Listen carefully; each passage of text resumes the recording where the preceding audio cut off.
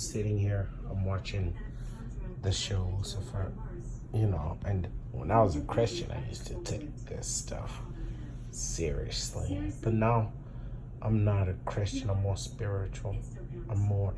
I understand there's an archetype, you know, because the only thing I got from Christianity was one simple thing. God says you're made in my image, like practically we do the same thing as whatever you want to define as humans, because sometimes I sit here and think, actually, what is a human? Why do I feel like, okay, I have five fingers and, five toes in one arm and one leg, like it's normal, these creatures with two eyes, and, you'd be like, you've never, like I used to smoke as a kid, and when smoke weed, I'm sorry about it, and when I'd be high, I'd be asking myself weird questions. Why am I like trying to have sex with every freaking girl I see? What am I? Why do I find it normal, and what is normal?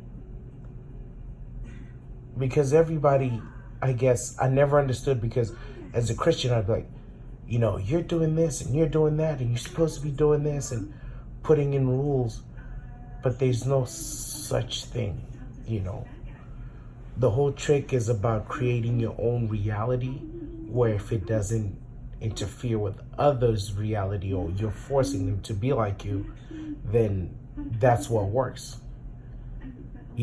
Because at the end of the day, you get Christians, Muslim, Buddha, Catholics, so many different stuff, and atheists, and these people all have that. I'm satisfied with my life. I'm happy with what I'm doing, and this feeds my ego. But me, I'm always asking questions, weird questions. Some people think like I'm not normal, like I just ask weird questions. And I find that I mess with different people who think differently. But one thing I picked up, though, that I realized when I stopped being a Christian, I realized everything is a system. It's not about what you believe in.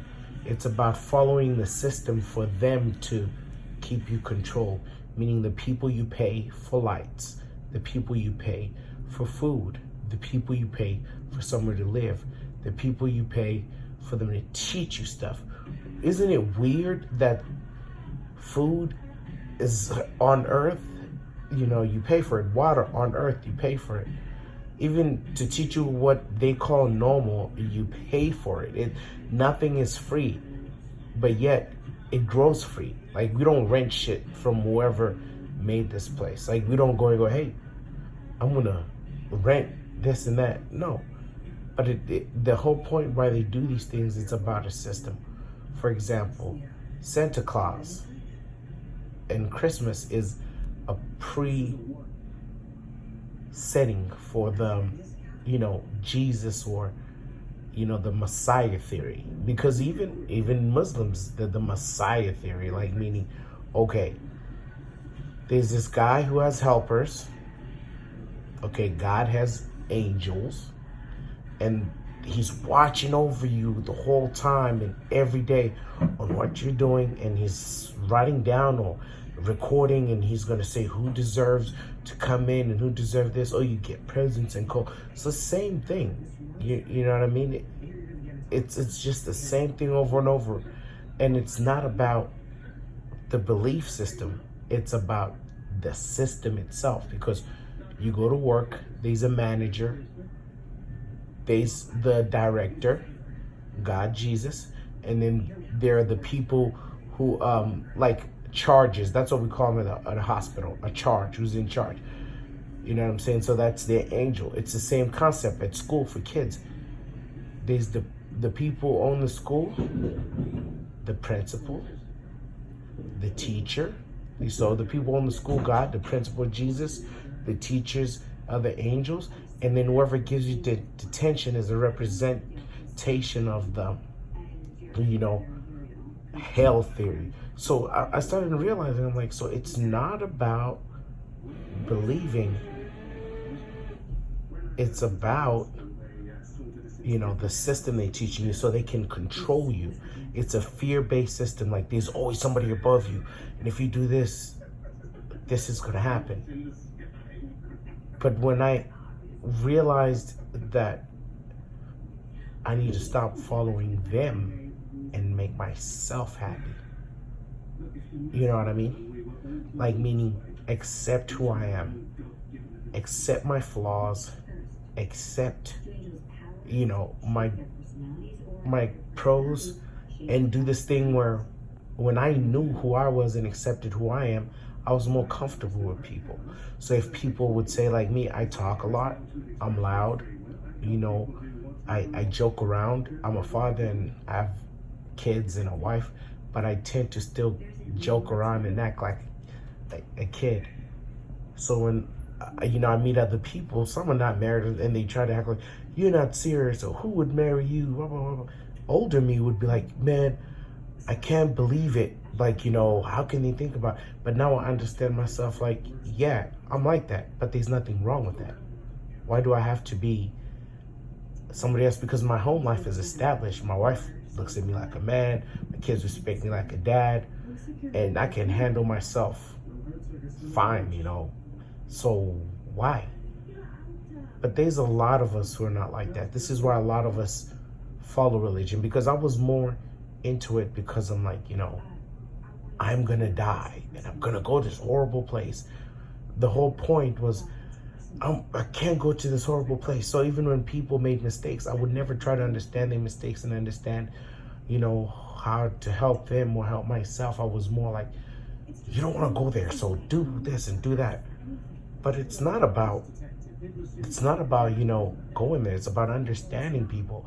There are families who break up because of this religious stuff. There are families who are not together because of the system of, people go to work and they'll go against each other because they're trying to please the boss. I'm not saying don't do your job, but don't let it be at a cost of somebody else's health or peace of mind. But if you're comfortable with yourself, when you're at work, they give somebody else a raise, you're like, you know what? I'm good. I'm just here for the job. The job doesn't define me. When let's say a girl's like, I'm not happy with you anymore. Like, you're like, okay, I loved you, whatever, but I'm comfortable with myself. And then when you're comfortable with yourself, it gives you a chance to change and better yourself. I don't live in a system now where I'm like, how can I say it?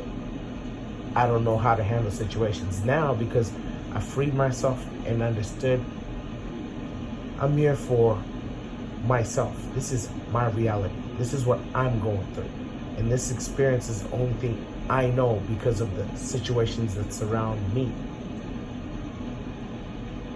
So when things happen, I don't blame people. Yeah, maybe for 2 seconds, but then I can come back to my senses and be like, you know what?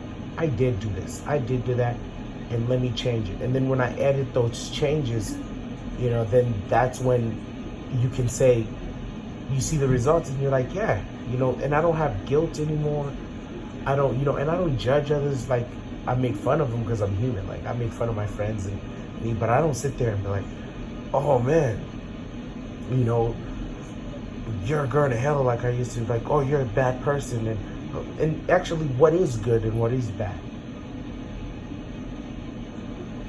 It's in your own definition, But like I said, the system makes us think a certain way. The system doesn't free you, it's just like most relationships, right? Don't make it because of the system. The system tells you, you gotta have a baby at this age. You gotta be married at this age.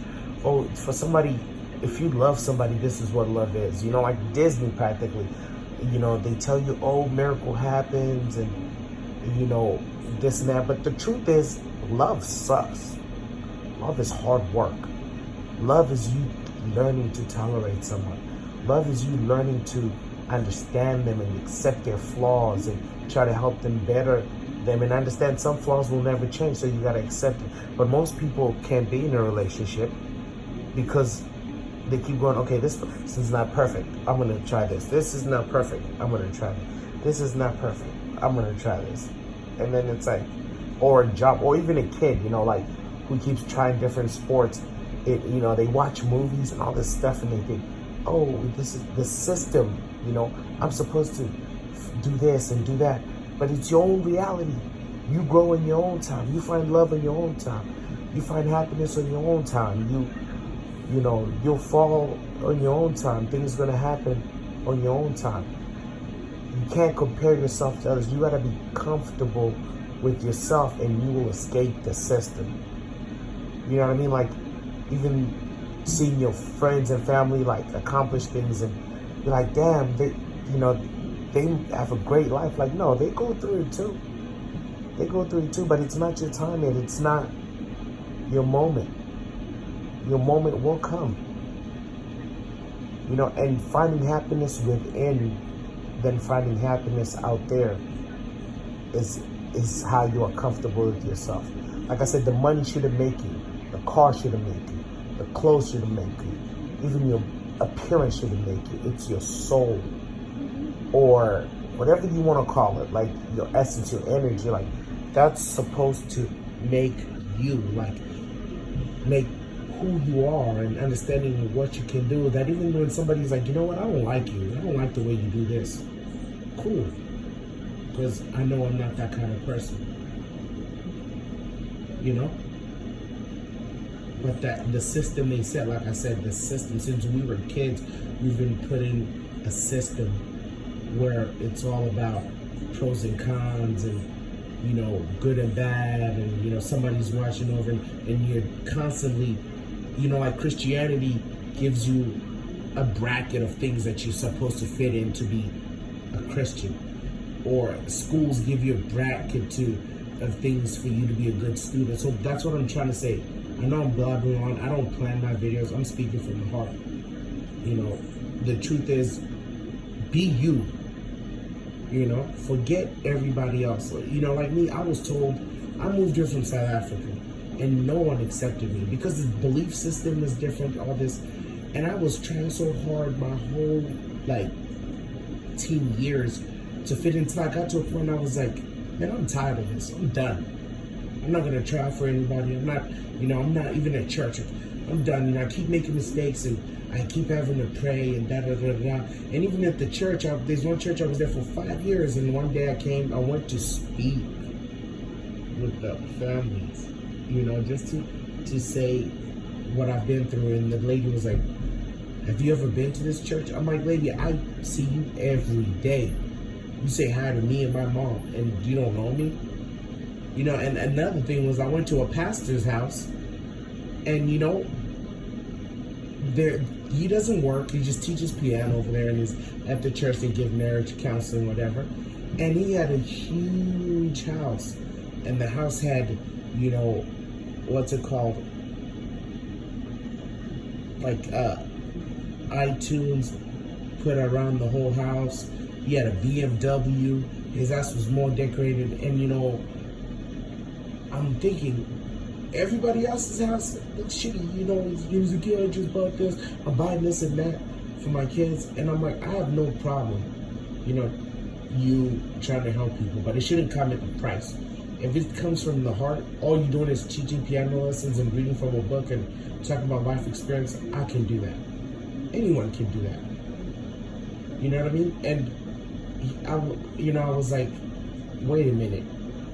This is how you live, and you at the church for like 4 hours a day, you know what I'm saying? And then we keep giving you money. And dude, he lived like a baller, like, you know, like, and that's when I was like, man, I'm done, you know, I'm done. Same church told me and my wife we shouldn't be getting married because we won't be together. And me and my wife been together for 9 years and dated for like 7. You know, but my whole point is like when I came here from South Africa, I was trying hard. I had an accent. I still do, if you listen closely. And I was trying to fit in with the cool kids. I played sports. I I did this. I tried even smoking weed. Because I'm black or whatever you consider black. I'm just me. But like, I tried to fit in with those kids. They wouldn't accept me. I tried to go to the Caucasians. They wouldn't accept me. I messed with the Mexicans, and it pushed me to a corner where I was just like, you know what? And they say pressure makes diamonds, and I said, you know what? I'm done. You know? And now I'm just comfortable. I've got a good life, a good wife. You know, my job's not, the best. To me, it's just a job. I'm more concentrated in me and my kids and my wife and our growth and coming closer together and getting my kids not to make the same mistakes I did, to understand that it's all a system that's put to control, but you can use it for, like, I went to college and I got a good job. But when things didn't work out in certain classes, I never broke down and started, feeling a certain way and kind of being depressed because I thought, you know what, fuck that. Like, so what? So what I wasn't getting good grades at that time? So what, I didn't get this financial aid or I didn't get that? So what? That's not my journey. So what, I wasn't a student like this dude? So what, you know what I mean? So what, my relationship was not like this one? So what, my friends, it doesn't matter because we make these brackets that they give us and we tend to think it's our own. But since a young age, you are taught to judge. Don't be comfortable who you are. Only the dudes with the cars. Only the dudes are smart. Only dudes, but you can't compare a fish to a monkey. You can't compare a bird to a donkey. If we all, because even in school, we're all taught to, we gotta fit in a box. But, school should be like this thing where they find your strengths, and then the first maybe 5 years is where they find your strengths, and then they can be like, okay, this is what you succeed in, this is where your weakness is in. We can work on this weakness, or you can just get into this kind of field, and this is what you're gonna do for the rest of your life. Because even back in the day, before schools, you would stay in the field of what your parents do because you see it every day, you learn it, you know what I mean? And if you don't want to do it, you do something different. But nowadays, they're like, we'll take, fish, monkeys, donkeys, crocodiles, all these people. Oh, you can't fly, but I'm a crocodile. Bad crocodile. You're not good. Oh, you can swim, but I'm a bird. So it's just bullshit. I know I'm blabbering on, but my whole point here is be comfortable with yourself and cut yourself a break. There's nothing important in this place except your family. And your family doesn't have to be blood, but those who are looking out for you and they're trying to have you to have a better state of mind. Everybody else, they're just, like when you're in Grand Theft Auto or one of those games, they're just the people walking around. And be careful with your energy, because how your energy is how these people are going to act. And they will draw your energy. They will, make you feel a certain way about yourself. But it's all good. Make mistakes. Grow. Be successful 5 years later than your friend's been. You know what I'm saying? Find love 10 years later or 2 years later, or even find love before your friends do. Okay, get married a month you met your girl, or get married 5 years you met your girl. Just do you. It's your story to tell, But as long as you're not trying to destroy others, then, it is like, love yourself, man. You have to love yourself. I know I'm repeating that, but love yourself and give yourself a break.